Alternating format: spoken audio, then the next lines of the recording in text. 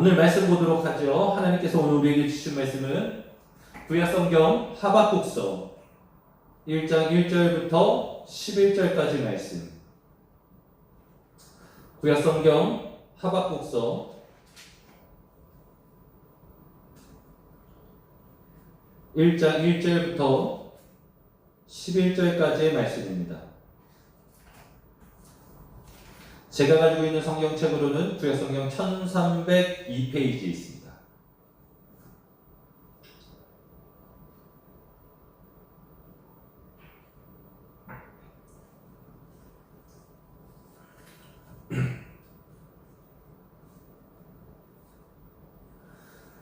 구약성경 1302페이지 하박국서 1장 1절부터 11절까지 말씀. 다 찾으셨으면 여러분 저 한 절, 여러분들 한 절 교독해서 읽도록 하겠습니다. 1절부터 11절까지 말씀 교독합니다. 선지자 하박국이 묵시로 받은 경고라. 여호와여, 내가 부르짖어도 주께서 듣지 아니하시니 어느 때까지이까? 내가 강포로 말미암아 외쳐도 주께서 구원하지 아니하시나이다. 어찌하여 내게 죄악을 보게 하시며 패역을 눈으로 보게 하시나이까? 겁탈과 강포가 내 앞에 있고 변론과 분쟁이 일어났나이다. 이러므로 율법이 해이하고 정의가 전혀 실현되지 못하오니 이는 악인이 의인을 애워쌌으므로 정의가 굳게 행하여짐이니이다. 여호와께서 이르시되 너희는 여러 나라를 보고 또 보고 놀라고 또 놀랄지어다. 너희의 생전에 내가 한 가지 일을 행할 것이라. 누가 너희에게 말할지라도 너희가 믿지 아니하리라. 보라, 내가 사납고 성급한 백성 곧 땅이 넓은 곳으로 다니며 자기의 소유가 아닌 거처들을 점령하는 갈대아 사람을 일으켰나니 그들은 두렵고 무서우며 당당함과 위엄이 자기에게서 나오며 그들의 군마는 표범보다 빠르고 저녁 이리보다 사나우며 그들의 마병은 먼 곳에서부터 빨리 달려오는 마병이라. 마치 먹이를 움키려 하는 독수리의 나름과 같으니라. 그들은 다 강포를 행하러 오는데 앞을 행하여 나아가며 사람을 사로잡아 모으기를 모래같이 많이 할 것이요. 왕들을 멸시하며 방백을 조소하며 모든 견고한 성들을 비웃고 흉벽을 쌓아 그것을 점령할 것이라. 같이 읽겠습니다. 그들은 자기들의 힘을 자기들의 신으로 삼는 자니라. 이에 바람같이 급히 몰아 지나치게 행하여 범죄하리라. 아멘. 할렐루야. 우리 좋은 교회 설립 예배 오신 여러분들 한 분 한 분을 예수님의 마음으로 사랑하고 존경하고 축복합니다. 오늘 우리가 함께 말씀 듣기 전에 믿음으로 우리 가슴에 손을 얹고 선포하고 말씀 듣기를 소망합니다. 하나님이 나와 함께 하십니다. 하나님이 나와 함께 하십니다. 하나님 나에게 말씀하십니다. 하나님 나에게 말씀하십니다. 하나님 나를 붙잡고 계십니다. 하나님 나를 붙잡고 계십니다. 아멘. 혹시 유튜브를 보시다가 목사님이 바뀌었네. 그래서 이 교회가 아닌가 보다. 이 채널이 아닌가 보다. 착각하실 수 있는 분들이 계실 수도 있는데, 네, 제가 여러분들과 함께 예배하고 있는 박준성 목사 맞습니다. 지난번 이제 온라인 예배를 드릴 때에 이렇게 흩어져서 예배하는 그런 것의 신학적인 내용들을 좀 말씀드렸던 적이 있어요. 예를 들면 포로기에 이스라엘 백성들은 원래 예루살렘에서 예배하게 되어졌는데 그들이 바벨론에 의해서 포로로 끌려갔을 때 그들은 더 이상 제사할 수 없고 예배할 수 없었죠. 그래서 그들이 안타까운 마음을 가지고 모여서 드발 강가에서 예배하며 기도했었던 것. 그 전까지는 그들의 제의적인 모습은 소를 잡거나 양을 잡는 그런 행위였는데 여러분 포로로 끌려간 이들이 그렇게 예배할 수 없지 않겠습니까? 그래서 그들의 예배 형태가 집에서 모여서 말씀과 기도를 하는 회당 중심의 예배, 말씀과 기도가 중심이 되는 예배로 바뀌어졌다라고 말씀을 드렸어요. 지금도 어쩌면 동일한 부분이라고 생각을 합니다. 여러분 온라인으로 예배하게 된 것을 다시금 송구스럽게 생각하지만 이 또한 우리의 강력한 신앙의 고백으로 드려야 할 예배인 것을 우리가 잊지 말아야 합니다. 요한복음 4장에 보면은요, 예수님과 그 여인과의 만남, 그 우물가에서 있었던 사마리아 여인과의 만남에서 보면 이 여인이 예수님에 대해서 좀 알아가면서 질문합니다. 그 질문의 내용이 이거예요. 20절 말씀에 보면 우리 조상들은 이 산에서 예배했다. 사마리아에 있는 한 산에서 예배하였는데 유대인인 당신들의 말은 예배할 곳이 예루살렘에 있다 하더이다 라고 이야기해요. 여러분, 장소가 어디가 맞습니까? 어디서 예배해야 합니까? 라고 이 여인은 물어보고 있는 거예요. 여러분, 그때 주님께서 뭐라고 말씀하십니까? 이 산에서도 말고 예루살렘에서도 말고 너희가 아버지께 예배할 때가 이르리라 하면서 장소가 중요한 것이 아니다 라고 말씀하면서 여러분 23절 말씀에 뭐라고 말씀하고 있습니까? 아버지께 참되게 예배하는 자들은 영과 진리로 예배할 때가 온다. 그래서 이렇게 예배하는 자들을 찾는다는 거예요. 그러니까 이 산에서 드리는 예배자를 찾고 저 산에서 드리는 예배자를 찾는 것이 아니라 영과 진리로 예배하는 자를 찾는다는 거예요. 할렐루야. 여러분들이 바로 그러한 분들이 되기를 예수님의 이름으로 축복합니다. 하나님은 영이시니 예배하는 자가 영과 진리로 예배할지니라 라고 하면서 명령하시면서 우리의 예배 태도, 우리의 예배 자세에 대해서 말씀하고 있는 거예요. 물론 여러분 교회에 모여서 드리는 예배의 중요성이 있어요. 그 또한 이것을 간과해서는 안 되는 것입니다. 그렇기 때문에 여러분 이렇게 흩어져서 드리는 예배도 우리가 또 다른 예배 훈련의 한 과정이라고 생각하시고 오늘 이 시간 우리가 예배할 때에 정말로 앞서 계속적으로 누누이 말씀드리는 것처럼 영과 진리로 하나님의 영에 충만히 빠져들고 주의 말씀을 사모함으로 예배하는 저와 여러분이 될 수 있기를 예수님의 이름으로 축복합니다.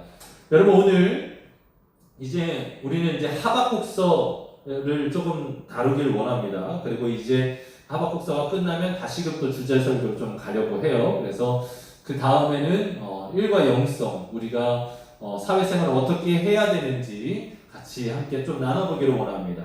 특별히 오늘 하박국서를 결정한 이유는 그냥 하나님이 마음 주셨어요. 그냥 어떤 말씀을 가지고 나눌까 하나님 앞에 기도하는 가운데 하나님께서 하박국서를 좀 떠오르게 하셨고 또 하박국서를 다시금 설교를 준비하면서 하나님께서 이러한 계획이 있으셨구나. 하나님은 다 계획이 있으시구나 라는 생각을 하게 됐습니다. 자, 여러분 오늘은 우리가 하박국서 1장 1절부터 11절까지 말씀을 함께 배우고 알아갈 텐데 우리가 하박국서를 좀 먼저 개론을 좀 들어가고 말씀을 알아가는 것이 중요합니다.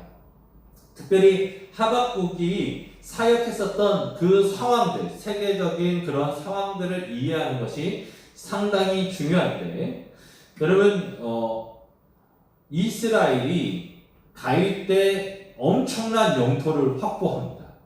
그리고 솔로몬 때 그 다윗이 물려줬던 영적이고 육적인 모든 자산들이 극에 달할 정도로 최고의 것들을 누리게 되어져요.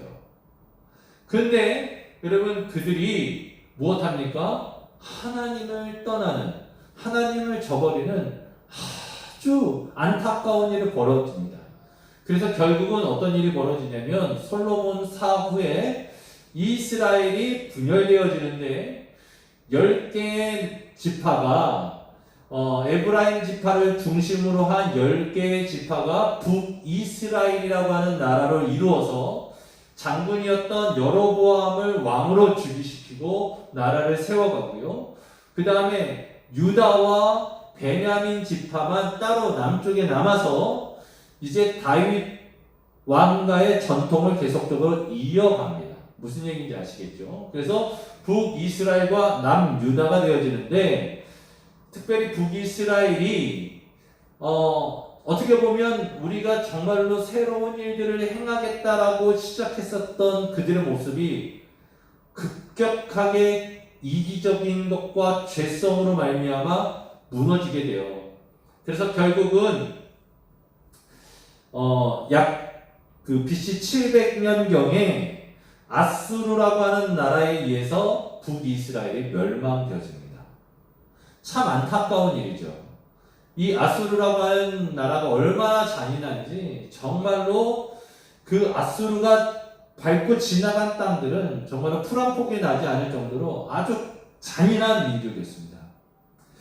그렇게 아수르에 의해서 이제 북이스라엘이 멸망했으니 여러분 남유다에게 고난이 오고 어려움이 오는 것은 너무나 쉬운 일이죠. 무슨 얘기인지 아시겠습니까? 10개의 지파가 연합해서 싸워도 아시리아를 버텨낼 수가 없었는데 여러분 기껏해야 2개 지파인 남유다가 아시리아와 싸우는 것은 쉬운 일이 아니었어요. 그럼에도 불구하고 하나님께서 돌봐주셔서 아멘이십니까? 하나님께서 붙들어 주셔서 남유다는 약 북이스라엘이 멸망한 150년 동안은 잘 버텨요. 그런데 이때에 이 중근동에 또 다른 역사적인 일들이 벌어지는데 그게 뭐냐면 그 영원할 것 같은 아시리아라고 하는 제국이 아주 저기 갈대아 지역에 있었던 조그만 도시국가였던 바벨론이라고 하는 그 나라에게 패하는 거예요.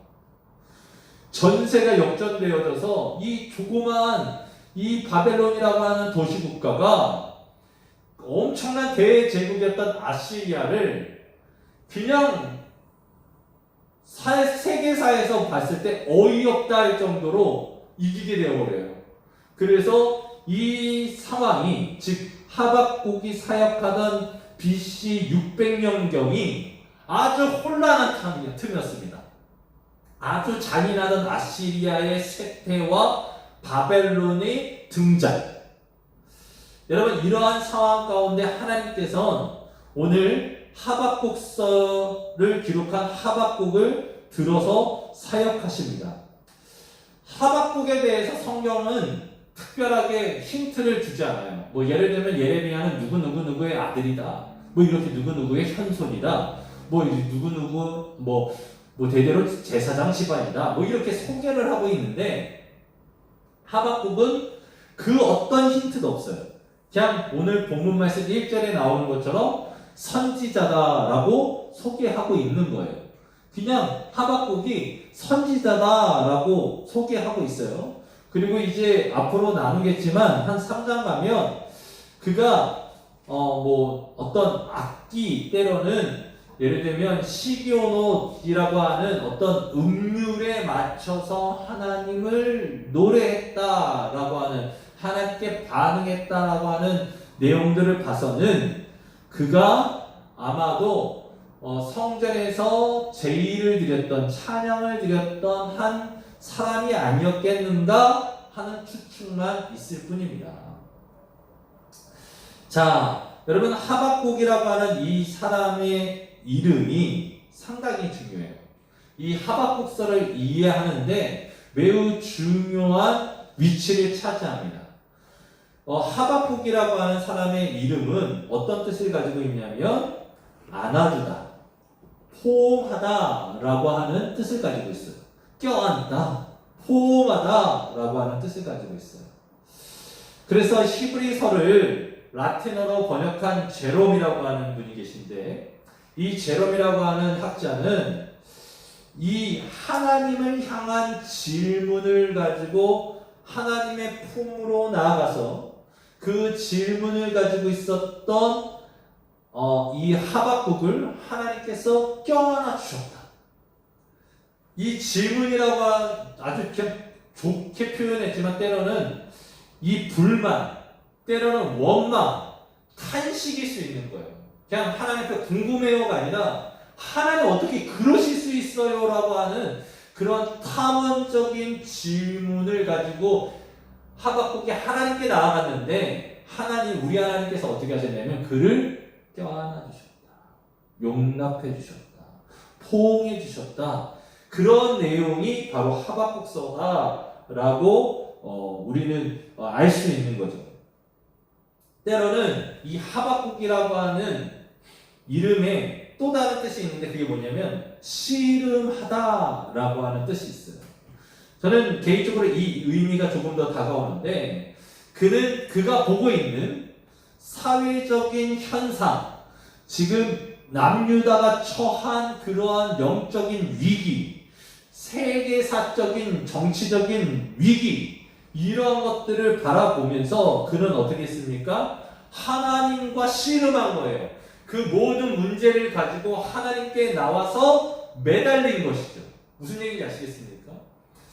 말씀을 준비하면서 어쩌면 하나님께서 우리를, 저와 여러분을, 이 시대의 한국 교회를 하박국처럼 만들기를 원하신다는 생각이 들었어요.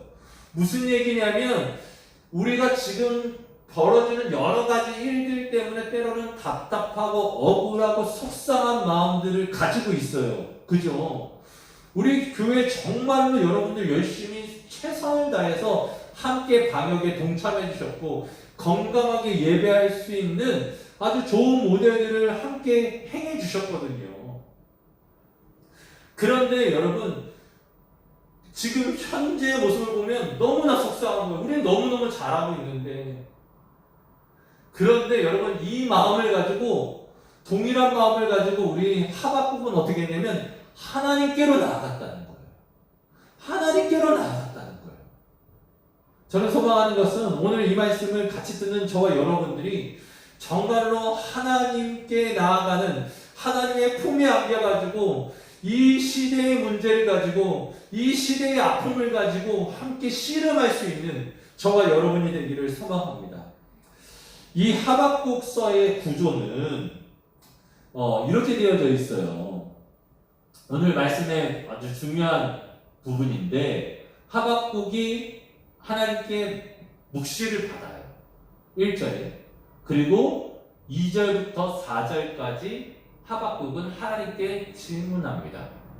그리고 5절부터 11절까지 하나님은 이 하박국의 질문에 대한 답변을 해주세요. 무슨 얘기인지 아세요? 이것은 지금 우리가 보고 있는 본문의 구조인데 하박국서가 1장부터 3장까지 되어져 있거든요. 근데 그 성경의 구조는 하박국이 질문하고 하나님이 응답하고, 하박국이 질문하고 하나님이 응답하고, 그리고 마지막으로 어떻게 할까요? 하박국이 또 질문할까요? 아니요. 하나님의 대답에 이제 하박국이 바르게 반응해요. 그러시군요. 그래서 하박국의 반응이라고 나옵니다. 자, 이제 우리가 말씀을 함께 좀 나눌 텐데, 앞서 말씀드렸던 것처럼 하박국이 하나님 앞에 질문을 합니다. 그래서 어떤 분들은, 야, 봐라! 이게 하나님께 붙들려 있는 사람들은 이렇게 세상을 향해서 볼 수 있다! 라고 이야기하지만, 저는 개인적으로 1장 1절 말씀을 볼 때에 그것이 아니라는 생각이 들었어요. 무슨 얘기냐면 1장 1절에 뭐라고 다 있냐면 선지자 하박국이 묵시로 받은 경고래요. 묵시로 받은 경고라는 거예요. 묵시라는 게 뭐냐면 우리가 흔히 영어로 비전이라고 하는데, 여러분, 묵시로 받았다라고 하는 것은 우리가 명사용으로는 환상, 동사로는 보다, 그러니까 환상을 통해서 때로는 우리가 꿈을 통해서 하나님께서 보여주신 것을 보는 거예요. 여러분 기억하세요? 여러분, 보다는 내가 보는 게 아니고 하나님이 보여주시는 거예요. 비전이라고 하는 것은 하나님이 보여주시는 거예요. 내가 보겠다고 하는 것이 아니라 하나님이 펼쳐 보여주시는 것이 바로 묵시인 거예요. 하나님이 보여주지 않으면 내가 아무리 무언가를 봐도 의미가 없어요. 하나님이 보여주신 것이 묵시고 환상인 거예요. 우리가 많이 쓰는 비전이라는 말이 있는데, 비전은 내가 무언가를 본 게 아니고 하나님이 보여주신 것입니다. 하나님께서 그 비전을 통해서 저와 여러분들에게 경고하시고 이스라엘 백성들에게 경고하고 계시는 거예요. 여러분, 이 말은 어떤 뜻을 내포하고 있냐면 역사의 주관자는 하나님이 되신다는 거예요. 모든 출발은 묵시로부터 시작됩니다. 오늘 하박국서도 묵시로부터 시작되어야 되는 거예요. 그러니까 하박국이 뛰어나서 세상을 바라보면서 그가 분석해가지고 하나님 앞에 질문하는 것이 아니라 하나님이 보여준 이 묵시로 말미암아 어떻게 해요? 하박국이 반응하고 하나님 앞에 질문한다는 거예요. 그래서 여러분, 우리가 이 말씀의 시작, 출발은 하나님이시라는 것을 꼭 기억하셔야 합니다. 하박국이 이 현실을 가장 잘 알고 있는 하나님 앞에, 하박국이 이 현실을 가장 잘 알고 하나님 앞에 마치 탄원하는 것 같지만 현실은 누가 제일 잘 아느냐? 하나님이 제일 잘 알고 계시다는 거예요. 여러분, 지금 대한민국의 상황 하나님이 가장 잘 알고 있다는 거예요. 뭐 정치 분석가, 보건, 때로는 종교, 여러 전문가들이 마치 본인이 제일 잘하는 것처럼 이야기하지만 여러분, 지금 이 상황, 전 세계 여러 가지 팬데믹으로 어려움이 있는 그 모든 상황들, 그것들에 대해서 제일 잘하시는 분이 바로 하나님이시다는 거예요. 여러분, 이 하박국 선지자가 묵시로 받아졌다는 거, 묵시를 통해서 하나님께서 하박국에게 말씀하신다는 것은 무엇을 또 의미하냐면, 여러분, 묵시가 주어졌다는 것은 아직 기회가 있다는 거예요. 아직 기회가 있기 때문에 하나님이 먼저 하박국에게 녹화한 겁니다. 묵시를 통해서. 그리고 어떻게 합니까? 경고라고 하잖아요. 경고라고 했잖아요. 요즘에 저희 아내랑 이제 가끔씩 이 축구 그 뭉찬이라고 하는 그 프로그램을 보는데, 여러분 거기에 보면은요, 축구할 때 내가 수비를 하다가 과격하게 그 상대편을 막다가 보면 반칙할 때가 있는데, 여러분 아주 강력한 반칙에는 어떻게 합니까? 심판이 경고를 줘요. 여러분, 하나님이 지금 우리 이스라엘 백성들에게 주는 경고는 옐로우 카드 같은 거예요.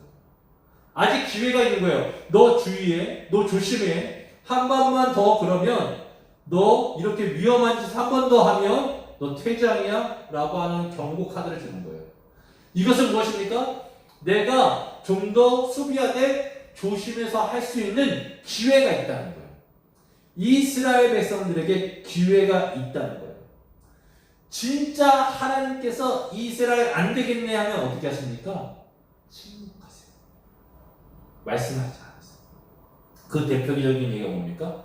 말라기서 다음에 약 300년, 그러니까 신약과 구약 사이, 우리가 가지고 있는 이 성경책에 신약과 구약 사이는 그냥 한 장 차이인 것 같지만 이 한 장 차이가 몇 년이라고 했어요?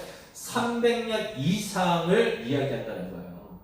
이 300년 동안에 하나님은 말씀하지 않으세요. 그리고 누구에게? 세례 요한을 통해서 하나님께서 다시금 말씀하게 하시는 거예요.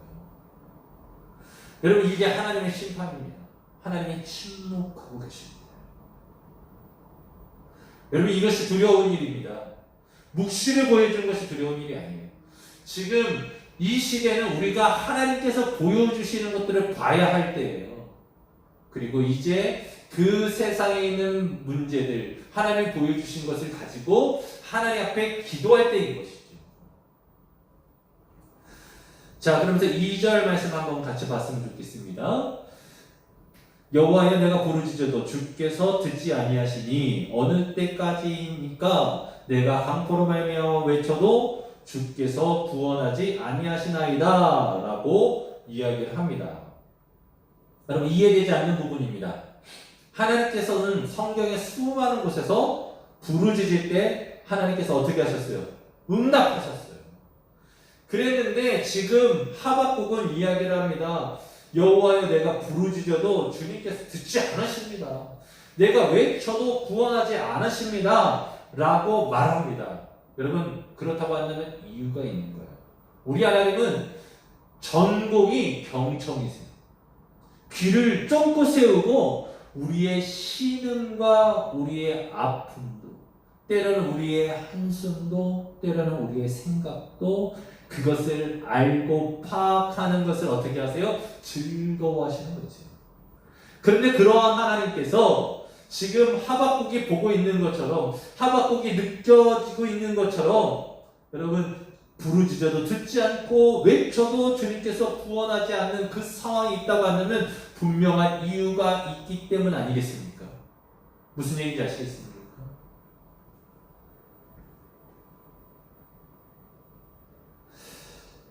지금 하박국이 기도하는 내용은 이런 거예요.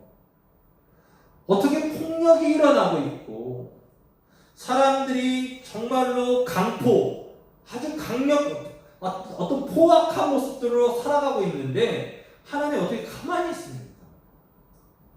어떻게 이들을 돌이키지 않으십니까? 3절 말씀 보면 어찌하여 내게 죄악을 보게 하시며 폐역을 눈으로 보게 하시나이까? 겁탈과 강포가 내 앞에 있고 변론과 분쟁이 일어났나이다 하면서 이스라엘 가운데 이러한 일들, 남유다 가운데 이런 겁탈과 강포가 변론과 분쟁들이, 법적인 다툼들이 계속 있다는 거예요. 서로 고소하는 일들이 막 벌어졌다는 거예요. 서로 민족끼리, 서로 형제끼리 돕는 게 아니라 겁탈과 강포를 했다는 거예요. 여기서 말하는 겁탈이라고 하는 것은 우리가 생각하는 그런 성적인 겁탈이 아니라 강자가 약자를 처참하게 짓밟는 행위를 이야기하는 겁니다. 그러니까 같은 동포 안에 힘을 가지고 있다고 하는 자들이, 물질을 가지고 있다고 하는 자들이 어떻게 해요? 사회적 약자, 상대적 약자들을 매우 어렵게 만들고 힘들게 만들었던 상황들이 지금 이스라엘에 벌어졌다라는 거예요. 그러면서 이 원인에 대해서 선지자였던 하박국은 이렇게 이야기합니다. 4절 말씀에 이러므로 율법이 해이하고 정의가 전혀 시행되지 못한다. 그러니까 왜 이런 일이 벌어졌는가? 율법이 해이해졌고 정의가 전혀 시행되지 않고 있기 때문에 이런 일이 벌어졌고, 또 이런 일이 벌어지니까 더욱더 이런 일이 더 강화되어졌다라고 말하고 있습니다. 이러한 상황을 하박국이 보는 거예요. 이런 상황, 이러한 시대에서는 더 이상 하나님이 용납할 수 없는 상태고 하나님이 심판하셔야 하는데 아무것도 하지 않는 그런 행동에 대해서 하박국 선지자는 하나님 앞에 의문을 가지고 있는 거예요. 단순히 자신이 잘 먹고 잘 살기 위해서 기도한 그 응답이 응답되지 않아서 그가 하나님 앞에 탄원하는 게 아니라 이 시대가 하나님의 뜻대로 되지 않고 하나님의 나라라고 하는 그 나라가 하나님의 나라와 같이 살지 못하고 믿는 그리스도인들이 그리스도인답게 살지 못하고 있는 그것들을 바라보면서 하박국이 하나님 앞에 기도하는 거라는 거예요. 그럼 지금 이 시대에 우리의 모습과 너무나 흡사하지 않습니까? 그렇기에 하나님은 지금 이 시대에 하박국과 같은 마음을 가진 자들을 찾고 계신다.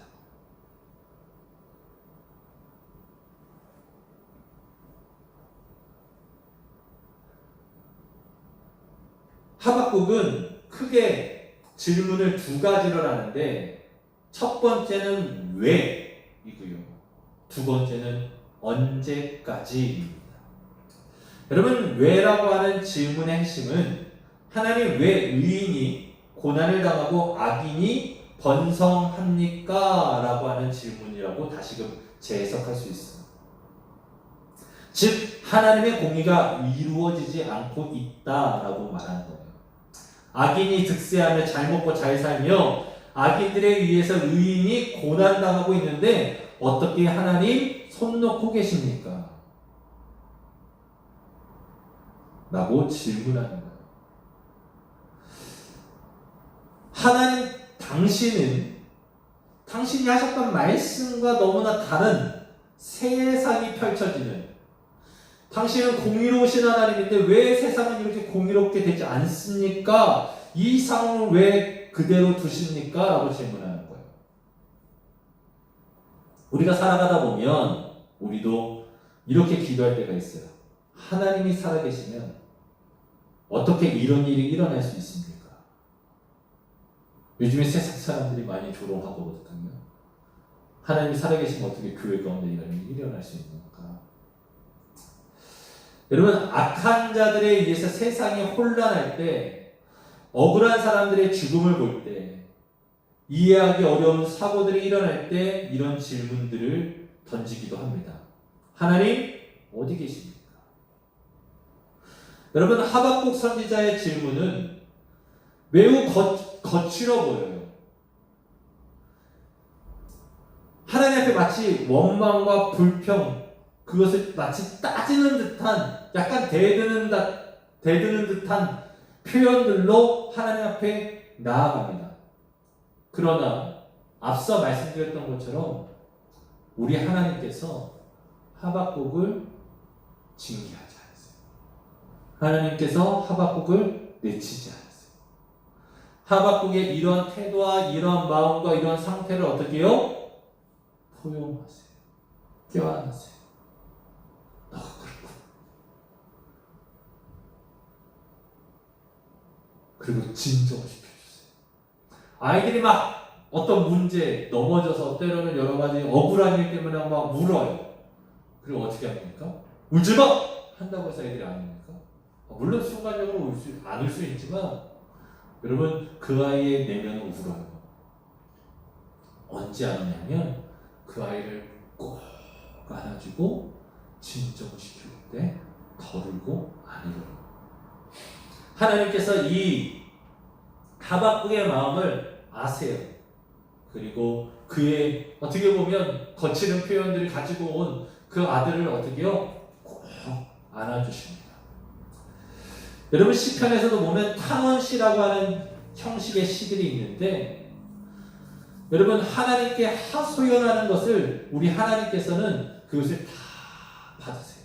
인간적인 눈으로, 우리가 유교적인 관점으로 누군가에게 탄원하는 것이 문제될 수 있겠지만, 하나님 입장에서 우리가 탄원하는 것은 큰 문제되지 않아요. 그것을 받으세요. 그리고 우리를 이해시켜주고 우리에게 하나님의 뜻을 펼쳐 보여주세요.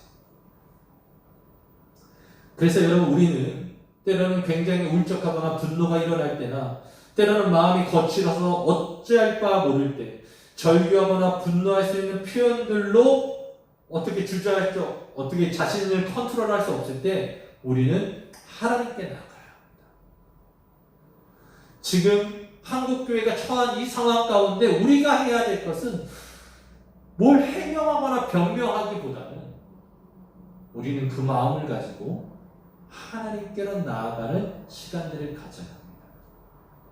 또 다른 제2, 제3, 제4, 제5의 하박국이 일어나야 합니다. 그리고 어떻게 보면 하박국이 한 질문의 또 다른 모습은 언제까지입니까? 라고 우리가 할 수 있다고 이야기했습니다. 그래서 2절에 나와 있는 것처럼 여호와여, 내가 부르짖어도 주께서 듣지 아니하시니 어느 때까지입니까? 라고 질문하고 있는 그 상황과 비슷한 거예요. 언제까지 이런 일이 벌어질 수 있느냐? 현실은 우리가 기다릴 수 없을 만큼 심각한 상황이다 라고 말하고 있는 겁니다.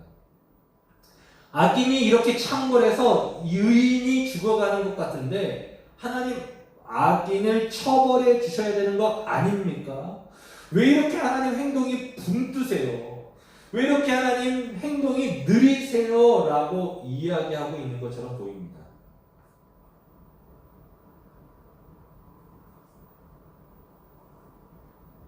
언제까지요? 오늘날 많은 그리스도인이 기도하면서 겪는 어려운 가운데 하나는 앞서 말씀드렸던 것처럼 내가 기도하고 또 기도했는데 말씀하지 않는 하나님의 침묵을 경험하는 겁니다. 여러분, 성경의 매우 중요한 주제 중에 하나는 하나님의 침묵이에요. 앞서 말씀드렸던 것처럼 하나님께서 그 사람들과 더 이상 상대하지 않겠다. 내가 너희들을 좀 버려두겠어. 때로는 내버려 두겠어. 너희들에게 아주 강력한 징계를 하겠어가 침묵이에요. 때로는 하나님의 침묵은 하나님만 바라보게끔 하는 훈련의 한 도구이기도 합니다.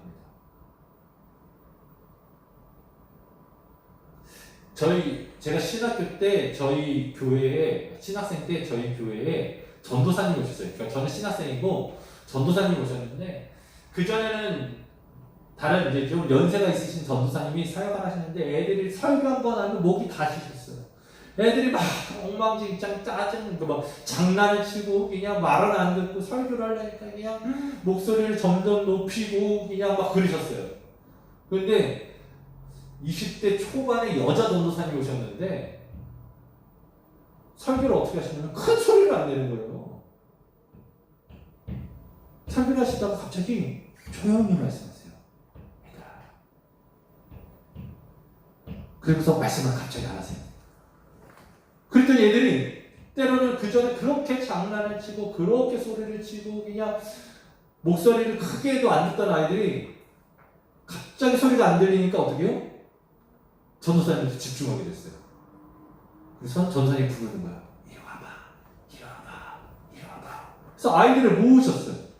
그리고 그 앞에 앉아가지고 눈높이로 조곤조곤 이야기를 하는데, 저희 조카가, 큰 조카가 지금 이제 대학교 다니는 큰 조카가 초등학교 1학년 때인가 2학년 때였던 것 같은데, 그때 그런 얘기 했어요.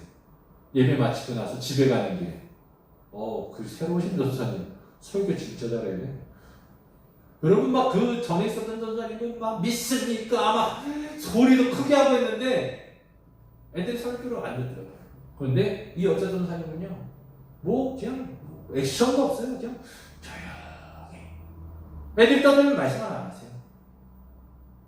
그러면 애들이 눈치 줘요. 조용히 해. 뭐 때문이야. 막 이런 분위기.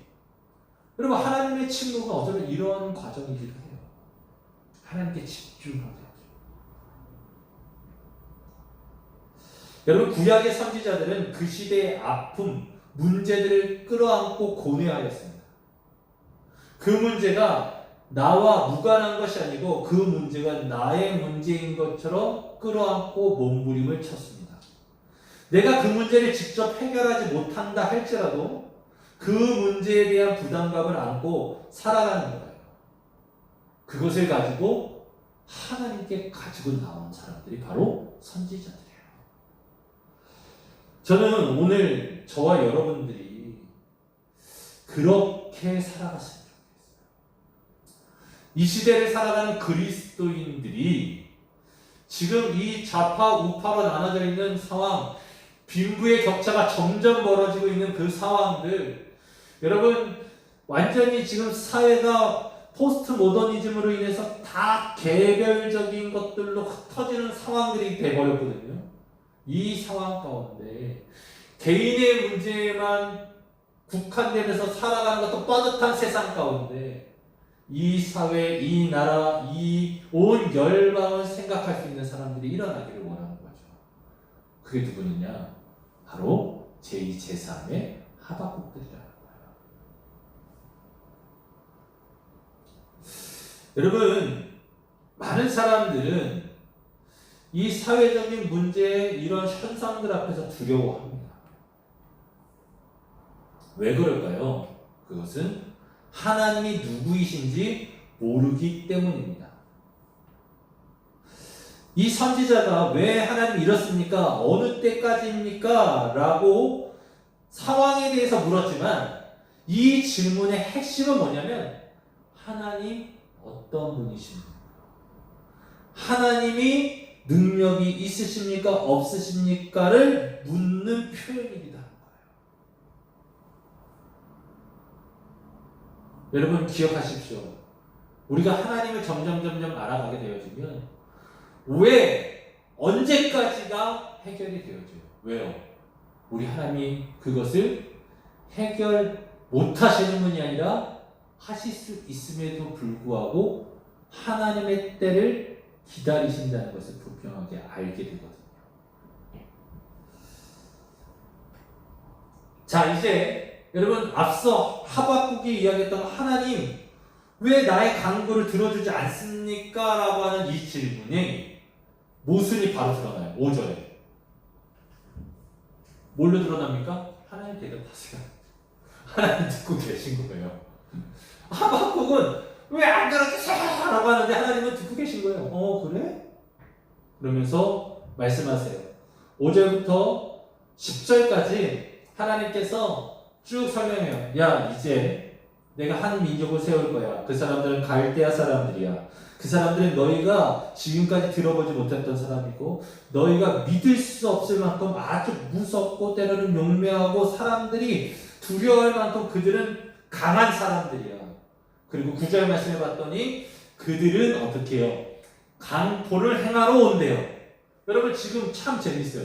강포를 행하는 민족을 위해서 그들을 치시고 징계하기 위해서 누구를 부르냐면 그들보다 더 강한 강포의 사람들을 끌고 오는 거예요. 그래서 그것을 통해서 어떻게 하는 거예요? 우리가 강포를 행했구나라는 것을 깨닫게 하기 위함이에요. 즉, 이 상황들, 그래서 바벨론으로 포로로 끌려가는 것이 하나님의 심판이 아니라 징계인 거예요. 징계와 심판은 다른 거죠. 징계는 여러분 다시금 기회를 줘요. 징계 이후에. 심판은 끝인 거예요. 그래서 지금 하나님께서 이 강포를 행하는 이들을 세워가지고 어떻게 해요? 이스라엘 백성들을 징계하실 거라는 거예요. 여러분, 이스라엘 백성들이 이제 출애굽해서 가나안 들어갈 때 모습 생각하십니까? 여러분, 이스라엘이 들어가야 될 그 땅에는 7 족속이 아주 평화롭고 재밌고 행복하게 살고 있었어요. 그런데 어느 날 이스라엘이라고 하는 어디서 듣도 못한 민족이 침입해서 자신들의 터전을 빼앗는데요. 이렇게 억울한 일이 어디 있어? 우리가 많은 사람들이 신학교 때 대부분 그런 생각하거든요. 이들 너무 억울할 것 같다. 너무 속상할 것 같다. 아니 잘 살던 있는 집을 누군가가 와가지고 굴러온 돌이 박힌 돌을 빼내는 거예요. 이 말이 됩니까? 말이 안 되죠. 그런데 성경에는 말이 돼요. 뭐라고 말씀하십니까? 하나님께서 출애굽 시키실 때 이제 그들의 악이 가득 찼다라고 말씀하세요. 여러분 특별히 하나님께서는 그 땅에 살던 이 가나안 7 족속을 그 땅에서 몰아내실 때 그 이유는 그들의 악이 가득 찼기 때문에. 이해되세요? 그 악이 가득 찬 민족들을 빼고 이제 하나님의 선민들이 그 땅에서 살게 하실 거예요. 근데 문제는 뭡니까? 우리 하나님은 공의로우신 분인 거예요.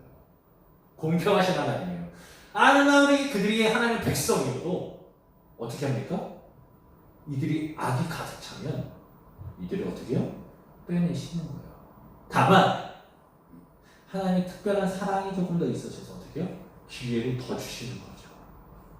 그러나 징계는 반드시 있었다는 거예요. 그게 이스라엘이 바벨론 포로기를 겪는 것이고 그 바벨론 포로기 이후에 이스라엘 백성 다시금 돌아오게 하시는 그 은혜를 이스라엘은 누리고 있는 거죠. 이스라엘이 대단해서 그들이 다시금 돌아온 게 아니라 하나님의 전적인 은혜 가운데 다시금 돌아오게 되는 거예요. 그게 축복인 거죠. 그리고 오늘 말씀을 좀 정리를 하길 원합니다. 아니 강포를 행하는 이들을 위해서 더 강포를 행하는 사람들을 불러서 심판하시겠다고요? 그럼 하나님 악을 쓰시는 거네요? 악을 가지고 심판하시는 거네요? 라고 할 수 있어요. 그런데 우리 하나님은요 분명하게 말씀하십니다. 11절 말씀에 그들은 자기들의 힘을 자기들의 신으로 삼는 자들이라 이에 바람같이 급히 몰아 지나치게 행하여 범죄하리라 라고 말하고 있어요. 이걸 쉬운 성경에서 뭐라고 해석해놨냐면 그런 뒤에, 그러니까 이스라엘을 이 바벨론을 통해서 심판하신 뒤에 그들은 바람처럼 사라져간다. 그들은 자신들의 힘을 경배하는 죄를 범하고 있기 때문이다. 무슨 이야기입니까?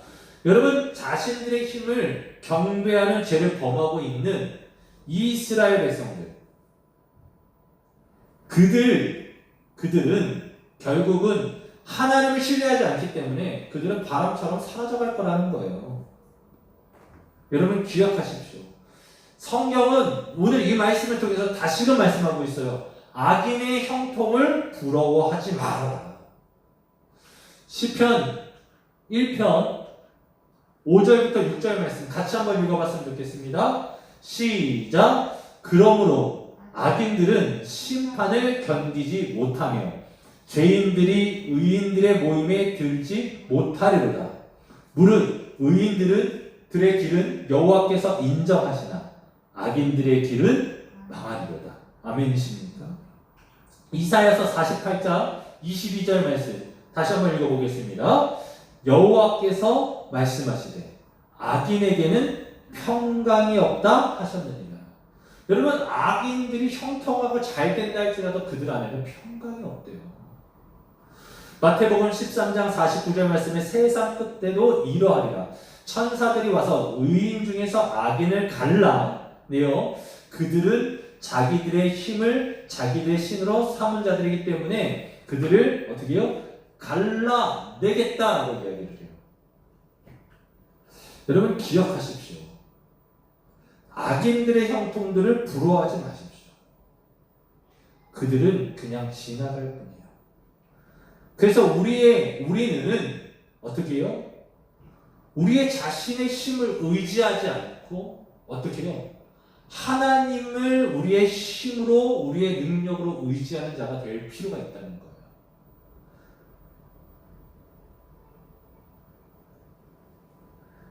자신의 힘을 의지하는 자들은 바람과 같이 그들은 지나가는 인생을 살 수밖에 없어요.